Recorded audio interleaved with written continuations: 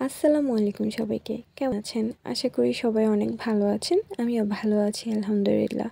ছোট্ট একটা রেসিপি নিয়ে এসেছি জলপাইয়ের আচারের। যদিও ছোট হলেও এটা সারাটা দিন লেগে গেছে বানাতে। অনেক দিন আগের একটা ভিডিও ছিল, তাই এখন ছাড়ছি। আশা করি আপনাদের ভালো লাগবে, অনেক হেল্পফুলও হবে। তো প্রথমতই আমি দেখতে পাচ্ছি আম্মু যে জলপাইগুলো ছিল সেগুলো সিদ্ধ করে নিয়েছে। তার আগে দেখতে পেয়েছি যে আচারের জন্য যত ধরনের মশলা ছিল সেগুলোকে ভেজে নিয়েছে। তারপর সেই ভেজে রাখা মশলা যেগুলো ছিল, যেটাকে আমরা পাঁচফোড়ন বলি সবাই, সেই পাঁচফোড়নটাকে পরবর্তীতে আম্মু বেটে নিয়েছিল।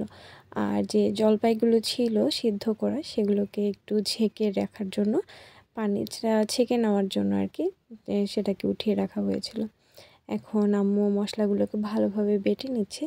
যখন একদম ঝরঝরা হয়ে যাবে তখন তিনি এটাকে একটা জায়গায় উঠিয়ে রাখবেন।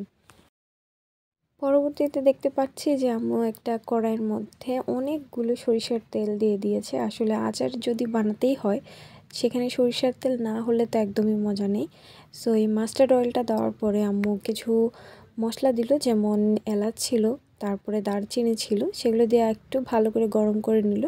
এরপরে যে সিদ্ধ করা আমাদের জলপাইগুলো রাখা ছিল সেগুলোকে দিয়ে দিয়েছে। এরপর একটু স্বাদ হওয়ার জন্য লবণটা দিয়ে দিল, আর একটু ভালো করে নাড়াচাড়া করে নিল। তারপরে রং হওয়ার জন্য দিয়ে দিল হলুদ। এরপর একটু ঝাল হওয়ার জন্য দিয়ে দিল মরিচের গুঁড়ো। সেটা আপনার স্বাদ মতো আপনি দিতে পারেন যদি ইচ্ছে হয়। আর এগুলো দেওয়ার পরে আম্মু একটু নেড়ে চেড়ে নিল। তারপরে আম্মু অনেকক্ষণ ওয়েট করে এরপরে আরেকবার নাড়লো যেন লেগে না যায়। তারপরে নাড়াচাড়া করে একটু সরিষার তেল মনে হচ্ছিল যে দেওয়া উচিত, তাই আরেকটু অ্যাড করলো। এবার আম্মু একটু নেয়, আসলে আম্মু যখন দেখলো যে আমরা একটু চিনিটা মজা করে খেতে পছন্দ করি এই আচারে, তাই আম্মু আর একটু অ্যাড করলো, মানে একটু বেশি পরিমাণে চিনি দিয়ে দিল যেন মশলার সাথে আর একটু ভালো করে মাখাতে পারে এবং ভালো করে জলপাইয়ের ভিতরে ঢুকতে পারে। অ্যাকচুয়ালি জলপাই অনেক টক, যার কারণে আর কি জলপাইতে যত বেশি মিষ্টি দেয় না কেন অনেকটা সময় লেগে যায় জলপাইতে এই মিষ্টিটা ঢুকতে। এরপরে আম্মু দিয়ে দিল সিরকা বা ভিনেগার, যেটাকে আমরা হোয়াইট ভিনেগার বলি, সেটা দিয়ে দিল যেন আচারটা অনেক দিন পর্যন্ত রেখে খাওয়া হয়। সত্যি কথা বলতে আমাদের বাসায় এই আচারগুলো বানানো হলে দিনের ভিতরে শেষ হয়ে যায়, আমরা কেউ রাখি না। এত মজা হয় যে বানানোর মধ্যে 2-3 দিনের ভিতরে শেষ হয়ে যায়, এইরকম অবস্থা। এরপরে দেখতে পাচ্ছেন অনেকক্ষণ রেখে নাড়াচাড়া করলো। তারপরে হয়ে গেল আমাদের এই সুস্বাদু জলপাইয়ের আচার। অনেক অনেক সুন্দর দেখতে হয়েছে।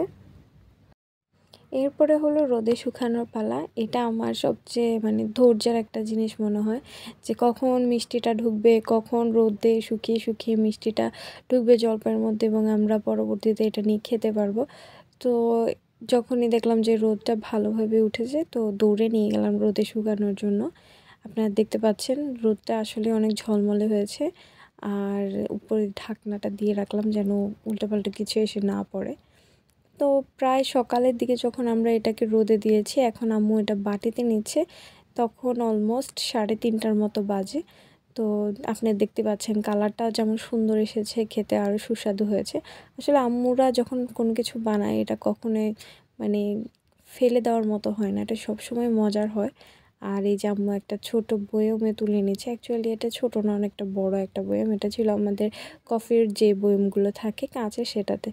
কাঁচের বয়মে রাখা জিনিস আসলে দেখতে অনেক সুন্দর হয় এবং আমার আম্মুরও এটা পছন্দ, আমারও অনেক পছন্দ।